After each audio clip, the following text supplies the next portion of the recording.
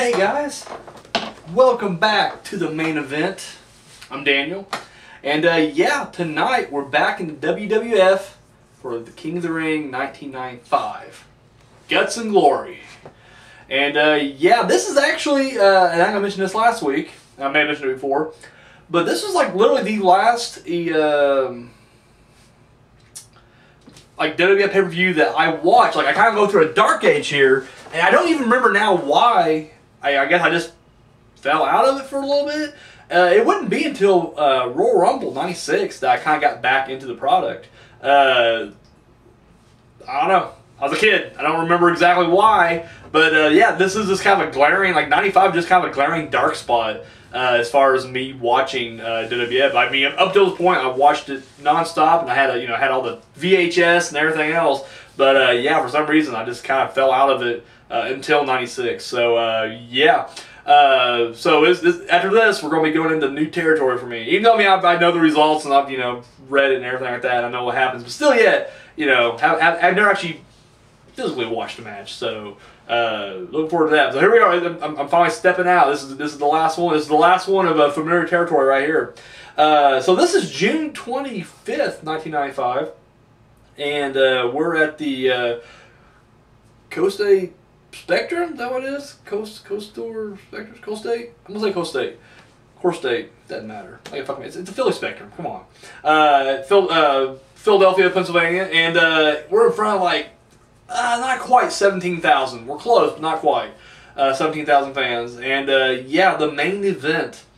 Sid and Tatanka with Million Man Ted DiBiase in their corner, going up against the Beast from the East, Bam Bam Bigelow and Big Daddy Cool, Diesel.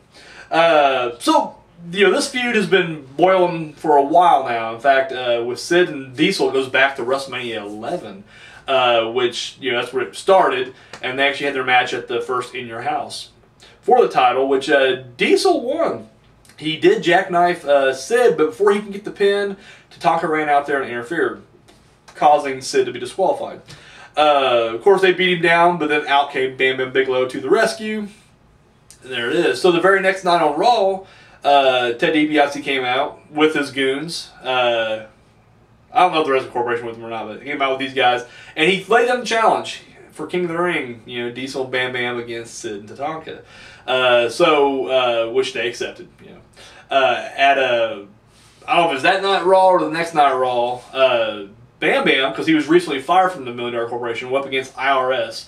And of course, IRS had DiBiase in his corner. Well, Bam Bam announced he would have Diesel in his. And of course, Diesel came out, chased DiBiase away, and Bam Bam, having a fair shake one-on-one with IRS, defeated him. 1, 2, 3. Of course, as Diesel and Bam Bam celebrating in the ring, out comes Sid and Tatanka with DiBiase in tow. Which led to a big brawl right there. Shortly after that, Shawn Michaels, who's legitimately injured by Sid, came back, and he had a match with King Kong Bundy, also of the $1 Million Corporation. Shawn Michaels won that, and of course Diesel and Bam Bam came out, to show their support there. It was around this point, though, that in real life, Diesel suffered a minor elbow injury, but and I'm not sure why they did it. I mean, I guess it wouldn't matter where. I guess it depends where. But they tried to play it off like it was In Your House that he actually injured his elbow, and it was sick. I mean, they showed the footage on King of the Ring of him being chokeslam powerbomb. He does land weird on his elbow, but I read elsewhere that it didn't happen then. It actually happened sometime there. But either way, they kind of kept everything cooled until the King of the Ring at that point. So, but yeah, and that was the whole storyline going to this thing was like, would Diesel be 100% and all that into this match. So let's get to the actual match, shall we? Boy, Bam Bam Bigelow, his gear, like seriously, he's all got the little papery, fiery suit on, and he's got the little cufflinks that shoot fire around the thing. Dude, pretty fucking, his pyro is awesome, like seriously. Like the coolest I've ever seen Bam Bam. And it doesn't last. He's back to just being a regular dick from New Jersey after this. But like for one night, he looks like a fucking superstar. Like it's a one time I'm buying him as a main eventer. I love it. And of course, Big Daddy Cool. Here's the weird thing about Diesel. Like I was 10 years old at this point. Like I love Diesel. I was a big Diesel fan. And it's funny that I'm hearing a lot of people compare him to Roman Reigns today, or I guess compare Roman Reigns to Diesel. In the sense that it was a big guy that Vince really liked, and he was going to push him down your throat regardless. But the thing is, like, as I'm watching this match, it's a Diesel crowd, and this is Philadelphia. Like, they were doing ECW chants during this pay-per-view. So the fact that, like, the Philly fucking fans aren't booing Diesel and they're cheering him, that just tells me there's really no comparison there, except for the fact that it is a big guy, and clearly Vince is wanting to be it. But the difference is, at least people will like Diesel. I mean, seriously, I don't, unless there's some pay-per-view I haven't seen yet, where he just gets mercilessly booed out of the arena, I don't think that's the case. So I think it's a little unjustified, these Roman Reigns comparisons, but because Roman Reigns just, I don't want to say he sucks. I just don't like him.